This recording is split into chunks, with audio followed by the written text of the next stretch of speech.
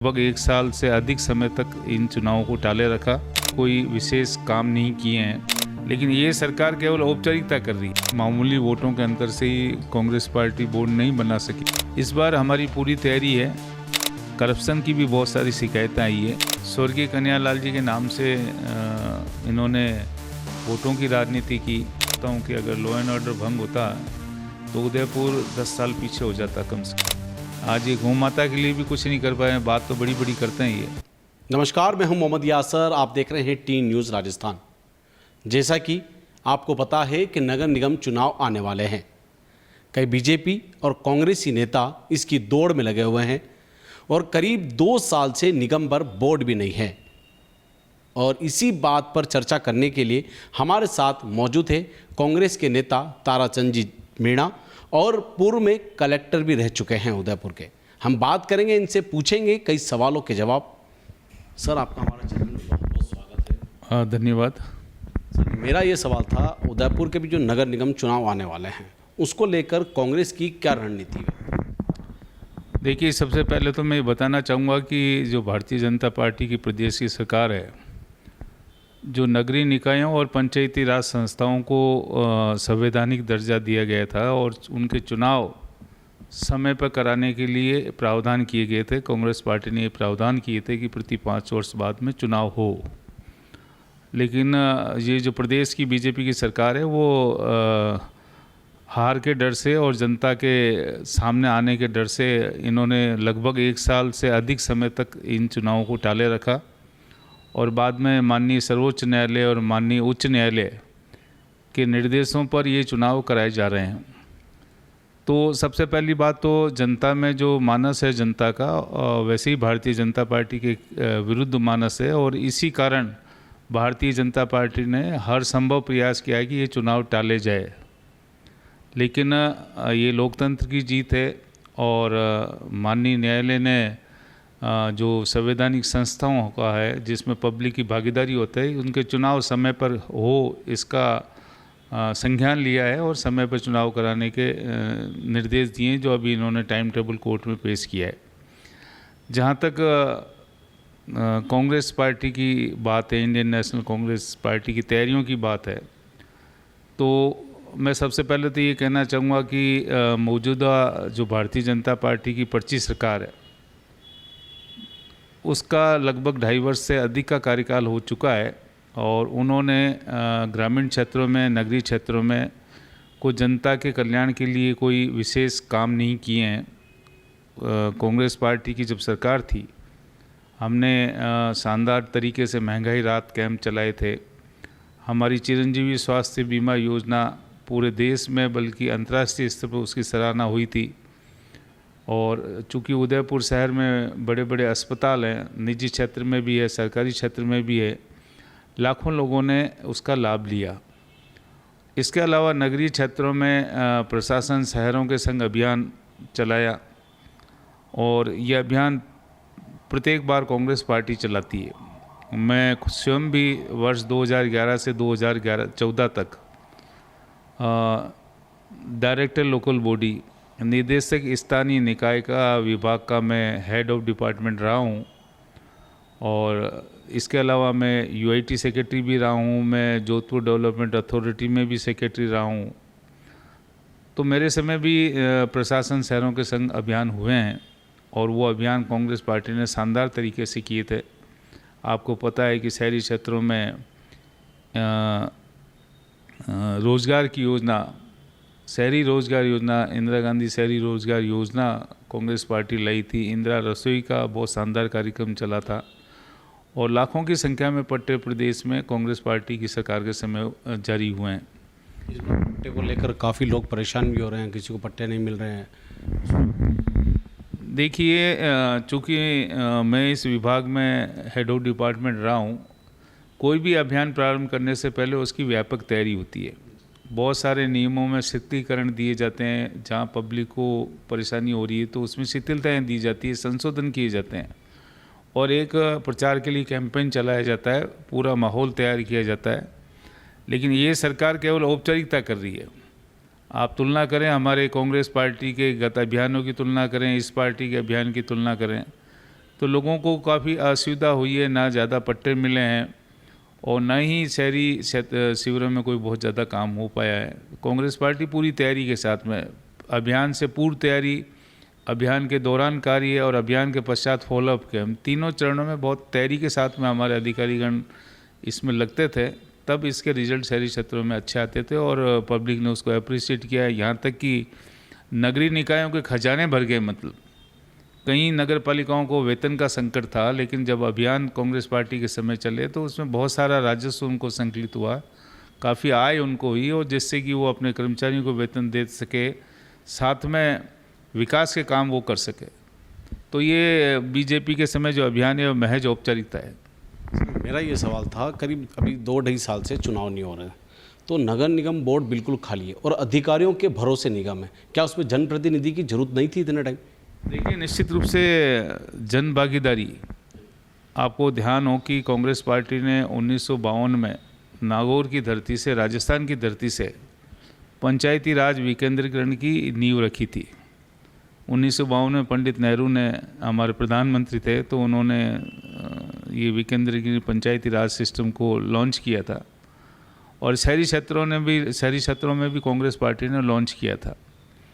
तो जन भागीदारी बहुत ज़रूरत है। इसका मुख्य उद्देश्य यही है कि सत्ता के अंतिम छोर पर बैठे हुए व्यक्ति को सत्ता में भागीदारी मिले, इसके लिए ये नगरीय निकाय और पंचायती राज संस्थाओं के चुनाव कराए जाते हैं। उनके चुने हुए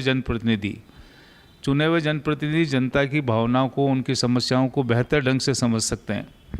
अधिकारी अच्छा अधिकारी होता है तो अच्छा काम करता है, लेकिन जब जनता का प्रतिनिधि अपनी बात अधिकारी को बताता है, उसकी बात रखता है, उसके लिए लड़ता है, तो बहुत ज़्यादा ज़रूरी होता है कि चुनाव हो और जनता का प्रतिनिधि चुना जाए।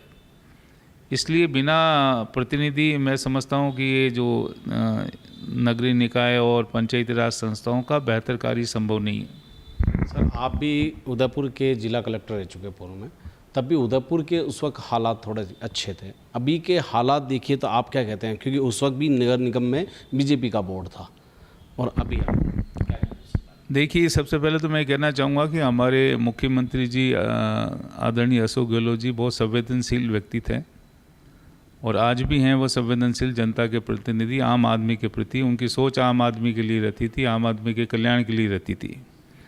तो कांग्रेस पार्टी की सरकार थी, उनकी भी सोच आम आदमी के प्रति बहुत सकारात्मक रहती थी। निगम में शहरी क्षेत्र हो चाहे ग्रामीण क्षेत्र हो, निगम क्षेत्र में भी भले ही भारतीय जनता पार्टी की सरकार रही हो, बोर्ड रहा हो, लेकिन फिर भी हमारी जो कांग्रेस की कार्यकाल में, मतलब वहाँ बहुत अच्छे काम हुए, बेहतर काम हुए। तो हम लोग अधिकारी थे, मैं 2 रूप में आज हूँ, अधिकारी तो मैं रहा हूँ, आज जनता के लिए प्रतिनिधि के रूप में भी मैं खड़ा हुआ हूँ। तो जब सरकार का दबाव रहता है अधिकारियों पर कि जनता के काम करो, तो बहुत बेहतर ढंग से काम होता है। यहाँ मॉनिटरिंग करने वाला कोई नहीं है, पूछने वाला कोई नहीं है। हमारे तो मंत्रीगण हैं, मुख्यमंत्री जी हैं, कैंपों के विजिट करते थे, हम लोगों को डेली रिपोर्टिंग करनी होती थी और हमारे जो जनप्रतिनिधि जाकर डायरेक्ट मुख्यमंत्री कार्यालय में कोई अधिकारी अच्छा काम नहीं कर रहा है तो उसकी शिकायत भी करते थे। यहाँ संज्ञान लेने वाला इस सरकार में कोई नहीं है। खुद इनके जो विधायक हैं, मंत्री हैं, वो खुद ये बात कहते हैं कि भाई हमारे हाथ में तो कुछ है नहीं। कोई पब्लिक काम लेके जाती है तो उनको यही बोलते हैं कि अधिकारी अगर फाइल हमको भेज देगा तो हम काम कर देंगे, लेकिन हम अधिकारी को नहीं बोलेंगे। तो ये इनकी सोच है। अधिकारियों को जब तक जनप्रतिनिधि जो जिम्मेदार हैं, मतलब जनता के प्रतिनिधि, अगर वो उनको दबाव में नहीं रखेंगे, प्रेशर में नहीं रखेंगे या जनता के कामों के लिए उनको नहीं बोलेंगे अपने पद का इस्तेमाल करते हुए, तब तक बेहतर ढंग से काम नहीं हो सकता। सर, नगर निगम में बोर्ड करीब 6ठा बोर्ड था, अभी 7वां बोर्ड की जो पक्ष बोल रहे हैं, इस बार भी 7वां बोर्ड बीजेपी का ही बनेगा, इसको लेकर देखिए, गत चुनावों में भी बहुत ज़्यादा कोई मार्जिन नहीं था। जो बोर्ड है, मामूली वोटों के अंतर से ही कांग्रेस पार्टी बोर्ड नहीं बना सकी थी। इस बार हमारी पूरी तैयारी है। इस भारतीय जनता पार्टी की सरकार का जनता में कोई मैसेज नहीं है, कामों का कोई मैसेज नहीं है, न ही कोई विकास का मैसेज है। तो और हमारी बूथ लेवल की तैयारी है। हमारे जो प्रदेश अध्यक्ष आदरणीय गोविंद सिंह जी डोटासरा साहब बहुत अच्छी तरीके से मतलब उन्होंने चुनाव की तैयारी करवाई है। ग्राउंड लेवल पर हमारे संगठन को मजबूत किया है। इस बार हम युवाओं को भी मौका ज़्यादा देंगे। जैसे हमारे प्रदेश अध्यक्ष जी ने परसों हमारी मीटिंग थी, उस दिन भी कहा था, इससे पहले भी स्टेटमेंट दिया था कि भाई लगभग 50% हम टिकट युवाओं को देंगे। और चूँकि पार्टी ने मुद्दों पर संघर्ष किया है, इनके युवाओं के मुद्दे हों, चाहे परीक्षाओं की जो पेपर आउट हुए उनके मुद्दे हों, या स्थानीय स्तर पर जो कानून व्यवस्था बिगड़ी हुई है, यातायात व्यवस्था बिगड़ी हुई है, कांग्रेस पार्टी ने, हमारे जो शहर अध्यक्ष हैं, उनकी कार्यकारिणी है, उन्होंने निरंतर रूप से मतलब ज्ञापन है, धरना है, प्रदर्शन, जनता की आवाज़ को ऊपर तक पहुंचाया है। तो कांग्रेस का काफ़ी सकारात्मक माहौल अभी पब्लिक में है। तो ऐसा नहीं, आने वाले नगर निगम के जो चुनाव हैं, बल्कि प्रदेश के, ज़िले के और प्रदेश की शहरी क्षेत्रों के जो भी चुनाव हैं, उनमें हमारी कांग्रेस पार्टी को भारी बढ़त मिलेगी। और पंचायती राज संस्थाओं में तो काफ़ी कुछ बढ़त, मतलब ऑलमोस्ट 100% के लगभग हमारी जीत रहेगी। कुछ परसेंटेज भले ना आए, बीजेपी ले जाए अलग बात है, लेकिन ग्रामीण क्षेत्रों में तो और बेहतर माहौल है उसके लिए। सर, अभी जो स्मार्ट सिटी और सड़कें जिस तरह से आप देख रहे हैं उदयपुर की, उसके बारे में क्या कहें? देखिए, ये स्मार्ट सिटी जो प्रोजेक्ट था, वो एक उदयपुर को बहुत अच्छा शहर बनाने की दृष्टि से आया था, लेकिन उसकी जो क्रियान्विति अधिकारी गण ने की है, वो क्रियान्विति ढंग से नहीं हुई है। काम की गुणवत्ता ठीक नहीं है। करप्शन की भी बहुत सारी शिकायतें आई है। आप आयड नदी का हाल देख लो भले, या सड़कों का हाल देखो। हमें खुद को शर्म आती है कि एक अंतर्राष्ट्रीय महत्व का शहर उदयपुर दुनिया के सबसे खूबसूरत शहरों में से है, और भारी संख्या में देश और विदेश के पर्यटक यहाँ आते हैं। मतलब ऐसी स्थिति में जो सड़कों की अभी हालात है, जो आयड नदी के हालात है, और जो ट्रैफिक मैनेजमेंट है, वो काफ़ी बेहतर नहीं है, काफ़ी ठीक नहीं है, अव्यवस्थित है। तो इससे हमारे शहर की छवि खराब हो रही है, प्रदेश की भी खराब होती है। यहाँ तक कि आपको पता है कि जब मैं कलेक्टर था तो G20 का सम्मेलन, G20 जो ग्रुप 20 देशों का ग्रुप है, और उसमें मेहमान देश भी होते हैं, लगभग 50 देशों के प्रतिनिधि थे, और हमको मौका दिया था। जब हिंदुस्तान में, हमारे देश में G20 का सम्मेलन हुआ, तो पहला सम्मेलन आयोजित करने का सौभाग्य उदयपुर को मिला। और हमने हमारे मुख्यमंत्री जी के नेतृत्व में, अशोक गहलोत जी के नेतृत्व में, और हमारी मुख्य सचिव महोदया तत्समय उषा शर्मा जी थी, उनके नेतृत्व में शानदार आयोजन हमने G20 सम्मेलन का यहाँ किया था। मैं उस समय कलेक्टर था, और उस समय शहर को बिल्कुल हमने चमका दिया था। इवन प्रधानमंत्री महोदय ने भी वीडियो कॉन्फ्रेंसिंग, जब उदयपुर सम्मेलन आयोजित हुआ उसके बाद में जो वीडियो कॉन्फ्रेंसिंग हुई, उसके बाद उदयपुर शहर के जो इंतज़ाम है, जो सौंदर्य और जो खूबसूरती प्रशासनिक अधिकारियों ने सबने मिलकर दी थी, पुलिस का अच्छा व्यवस्था प्रबंधन था, तो उसकी तारीफ़ की। और प्रधानमंत्री जी ने जब तारीफ़ की, तो आने वाले वर्ष में उसके बाद कई जगह, कई स्थानों पर ये इवेंट होना था। तो कई स्टेटों से अधिकारीगण हमारे उदयपुर आए, और उन्होंने हमसे डिस्कस किया कि आपने इतना बेहतर G20 सम्मेलन का आयोजन कैसे किया। तो मेरा तो यही कहना है कि बहुत कुछ अधिकारियों पे डिपेंड करता है, उनकी मॉनिटरिंग जनप्रतिनिधि करते हैं, उन पर डिपेंड करता है। लेकिन मुझे लगता है कि भारतीय जनता पार्टी की सरकार में न तो जनप्रतिनिधियों को चिंता है, और अधिकारीगण भी बेलगाम हुए हैं। तो उससे आम जनता सफ़र कर रही है, और उदयपुर के हालात मतलब बहुत ही दयनीय बना रखे हैं उन्होंने। तो उदयपुर के अंदर एक कांड हुआ था, कन्हैयालाल हत्याकांड, जो आप उस वक्त जिला कलेक्टर थे, पूरा उदयपुर को संभाला था उस वक्त। देखिए, सबसे पहले तो वो घटना बहुत ही निंदनीय थी, लेकिन उस समय जिला मजिस्ट्रेट के पद पे मैं था। चूँकि घटना हो चुकी थी, तो हमने त्वरित कार्रवाई करते हुए अपराधियों को तुरंत पकड़ा, सेम डे ही अपराधियों को हमने पकड़ा। इसके अलावा जो स्वर्गीय कन्हैयालाल जी के परिवारजन के साथ मिलकर कानून व्यवस्थाओं को बना रखा, उनकी तुरंत उनका जो मोर्चरी में हम लाए, उसके बाद में जो रीति रिवाज के हिसाब से दाह संस्कार भी उनका हुआ। बड़ी संख्या में लोग मौजूद थे। और उसके बाद में स्वर्गीय कन्हैयालाल जी के परिवार को कांग्रेस पार्टी ने उनको संबल देने की दृष्टि से दोनों बच्चों को राजकीय नौकरी दी, सरकारी सेवा दी, 50 लाख रुपए भी दिए। इसके अलावा हमने तो उनको नहीं बल्कि जो घायल थे राजकुमार जी शर्मा, चश्मदीद गवाह, बाद में वो बीमार पड़ गए थे और काफ़ी गंभीर अवस्था में वो हो गए थे, उनको लकवा भी मार गया था और ब्रेन हेमरेज की भी शिकायत थी। उनको भी हमने विशेष कॉरिडोर बनाकर जयपुर से मुख्यमंत्री जी अशोक गहलोत साहब से बात की थी और उनके निर्देश पर ग्रीन कॉरिडोर बना के डॉक्टर्स की टीम आई, उनकी जान बचाई और बहुत बेहतर इलाज किया। उनको भी आर्थिक सहायता भी मैं समझता हूँ कि उस समय 5 लाख रुपए दी थी, उन्हें भी आर्थिक सहायता दी। तो कांग्रेस पार्टी ने अपराधियों को तुरंत गिरफ्तार किया, उनके परिवार को संबल देने की दृष्टि से पूरी सरकार उनके साथ रही। और अब जो ये भारतीय जनता पार्टी की सरकार है, उस समय वोटों की राजनीति उन्होंने की। स्वर्गीय कन्हैयालाल जी के नाम से इन्होंने वोटों की राजनीति की। और आप देख रहे हैं आए दिन अखबारों में उनके बच्चे, उनसे उनका निरंतर मेरे से डायलॉग होता रहता है, बातचीत होती रहती है। उनके परिवार को न्याय नहीं मिल रहा है, ना कोई फास्ट ट्रैक कोर्ट है और ना मतलब लंबे समय से मजिस्ट्रेट का पद भी उस समय खाली था और इनके एविडेंस नहीं हो रही है। आज लगभग उस बात को काफ़ी समय हो गया है मतलब। तो जो त्वरित न्याय मिलना चाहिए वो उनको न्याय नहीं मिला है। तो ये जो भारतीय जनता पार्टी, उनको तो केवल वोटों से मतलब था।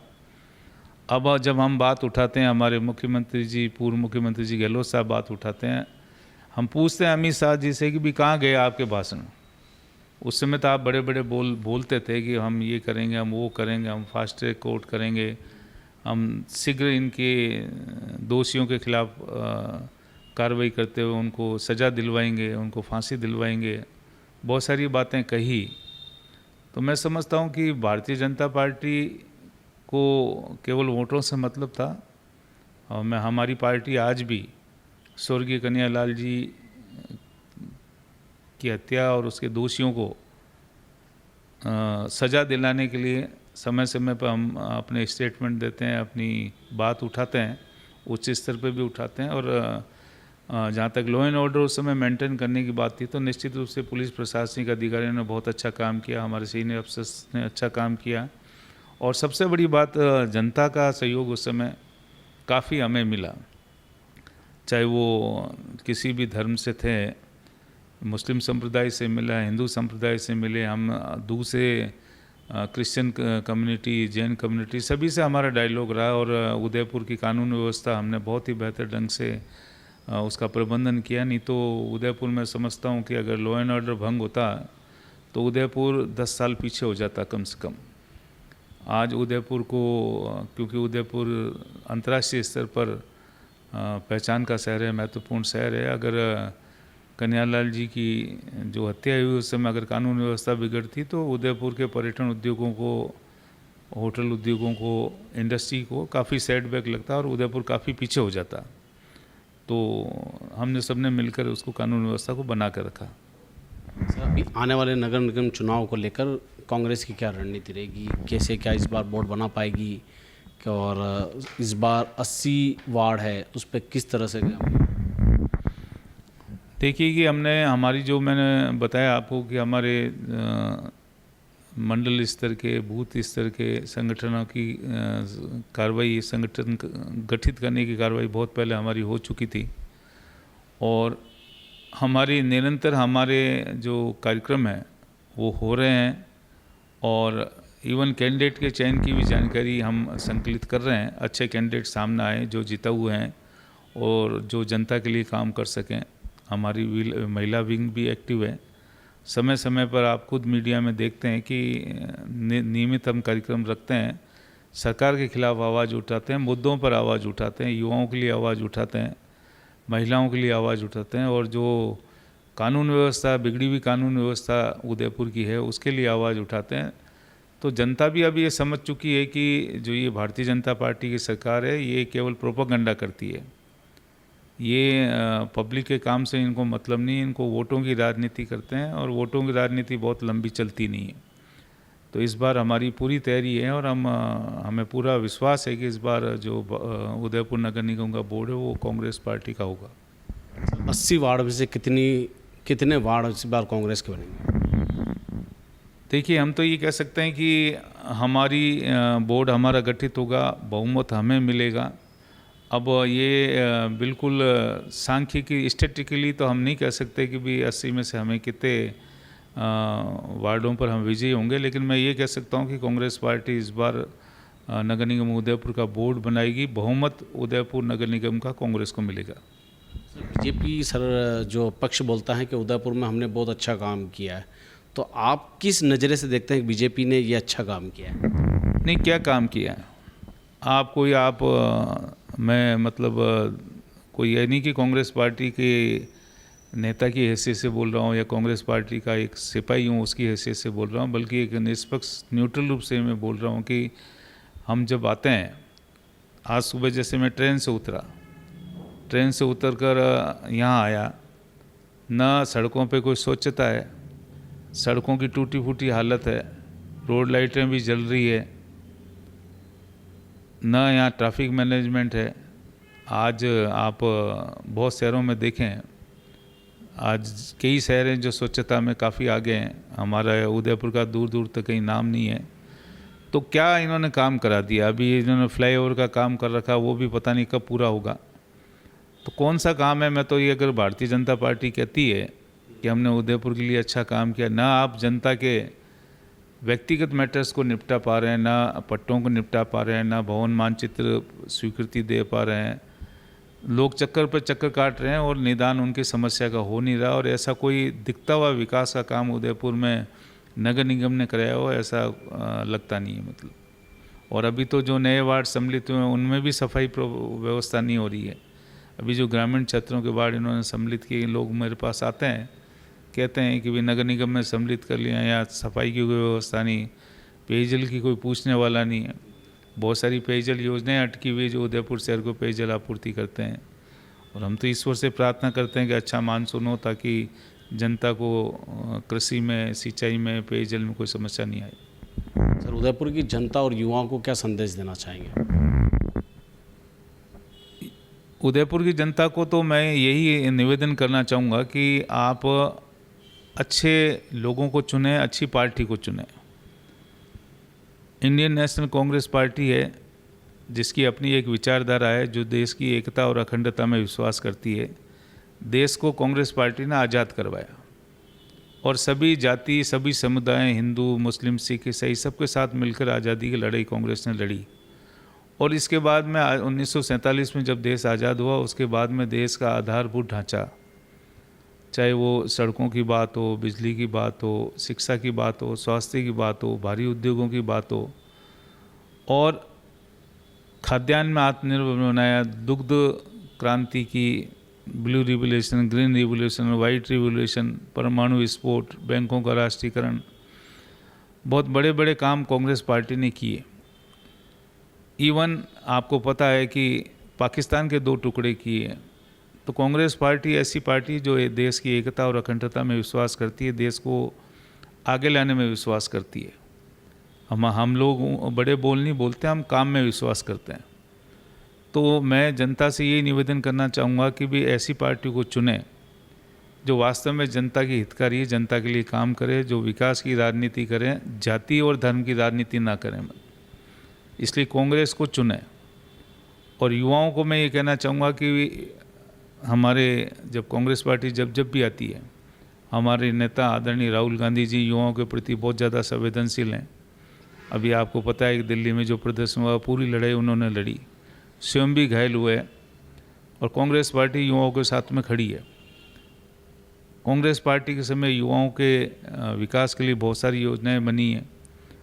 आपको ध्यान हो तो हमने राजीव गांधी शहरी और ग्रामीण ओलंपिक खेलों का आयोजन किया था, जिसमें बड़ी संख्या में युवाओं ने भाग लिया था। इसके अलावा लगभग 1 करोड़ के लगभग युवा उसमें पार्टिसिपेट शहरी और ग्रामीण क्षेत्रों में उसमें किया था। अच्छा माहौल उसमें खेलों के प्रति बना था। इसके साथ ही जो उच्च अध्ययन के लिए विदेशों में छात्रवृत्ति की योजना हमारे मुख्यमंत्री जी अशोक गहलोत जी लाए थे, उसको भी सरकार ने बंद सा कर रखा है। मतलब ग्रामीण क्षेत्रों में अंग्रेजी माध्यम स्कूल खोले थे, उसको भी सरकार बंद करती जा रही है। हालात बहुत बेकार हैं। यहाँ तक कि मैं तो ये कहना चाहूँगा विशेष रूप से उदयपुर के परिप्रेक्ष्य में बच्चों को बैठने के लिए स्कूल जर्जर स्कूल बाहर बैठ रहे हैं। मतलब लगभग 1000 के लगभग उदयपुर ज़िले में स्कूलें ऐसी जो जर्जर अवस्था में हैं, जिसके बच्चे कमरों में नहीं बैठ सकते हैं। यहाँ मुझे कहते हुए बड़ा दुख होता है कि यहाँ से काबीना कैबिनेट मंत्री हैं बाबूलाल जी खराड़ी, और जनजाति कल्याण कोष जो हमारे समय बना था कांग्रेस पार्टी के समय 1000 करोड़ का, अब उसमें उसके अंतर्गत भी इन्होंने कोई काम कराया नहीं। मैं अभी पिछले 4 दिन पहले मैं जब कोटड़ा गया था तो मैं भारतीय जनता पार्टी के नेताओं से मेरी बात हुई कि भाई आप ये आपके क्षेत्र के मंत्री हैं, आपकी सरकार है, जनजाति कल्याण कोष आपके पास पड़ा है, आप स्कूलों को क्यों नहीं रिपेयर करते हैं या नवीन निर्माण क्यों नहीं करते हैं? तो मुझे एक वरिष्ठ भाजपा नेता ने कहा कि साहब हमें पट्टे नहीं मिल रहे हैं, स्कूलों के पट्टे हमें मिल नहीं रहे हैं, जिससे कि हम सरकारी योजना का पैसा उन पर लगा नहीं पा रहे हैं। तो मैंने कहा पट्टे में क्या समय लगता है? हमारे समय एसडीओ अधिकृत थे, उपखंड अधिकारी अधिकृत थे सरकारी कार्यालयों के पट्टों के लिए। आप सूची बनाएं, एसडीओ को बिठाएं, बीडीओ को बिठाएं, बताएं कि भी ये 400 स्कूल है, ये 500 स्कूल है, इनके पट्टे नहीं है। पट्टे में कितना टाइम लगता है? तो वास्तव में बहुत ही शोचनीय हालात है। ये कैसे तो युवाओं को आगे बढ़ाएंगे? ना हमने एस्ट्रोटर्फ की घोषणाएं की थी, बहुत सारी घोषणाएं की थी, रोज़गार के लिए युवाओं के लिए बहुत सारी घोषणाएं की थी। हमने देवला में सीताफल मंडी की घोषणा की थी, लसाड़िया में आम मंडी की घोषणा की थी, फलासिया में हमने वन उपज की मंडी की घोषणा की थी। बहुत सारे ऐसे उपखंड स्तर पर रोज़गार के लिए हमने औद्योगिक क्षेत्र विकसित करने के लिए घोषणा की थी। उनकी ज़मीनें भी अलॉटमेंट कर दी। आज आदिवासी मजबूर है गुजरात में, मध्य प्रदेश में, महाराष्ट्र में रोज़गार के लिए जाने के लिए। युवाओं के लिए हमने मतलब ड्रेसेज की व्यवस्था की, दूध की व्यवस्था की। तो ऐसी कोई योजना ये ला नहीं पा रहे हैं। इनका एक ही है, आए दिन हम देखते हैं कि भी इनके नेता या तो मंदिर में मिलते हैं या कोई मतलब चारा खिलाते हुए मिल जाते हैं। आज ये गौ माता के लिए भी कुछ नहीं कर पाए, बात तो बड़ी बड़ी करते हैं ये। तो मैं समझता हूँ कि युवाओं को आगे बढ़ाने के लिए ये पार्टी कुछ नहीं कर रही है। युवा देश की शक्ति है और युवाओं का आक्रोश अब भारतीय जनता पार्टी के प्रति है। और ये जो जुमलेबाजी है लंबे समय तक युवा सहन नहीं करेगा। युवा काम में विश्वास करता है। ये तो थे हमारे साथ कांग्रेस के ताराचंद जी मीणा। ऐसे ही कई हस्ती से आपको रूबरू करवाते रहेंगे। कैमरामैन गिरिराज के साथ मोहम्मद यासर, टी न्यूज़, उदयपुर।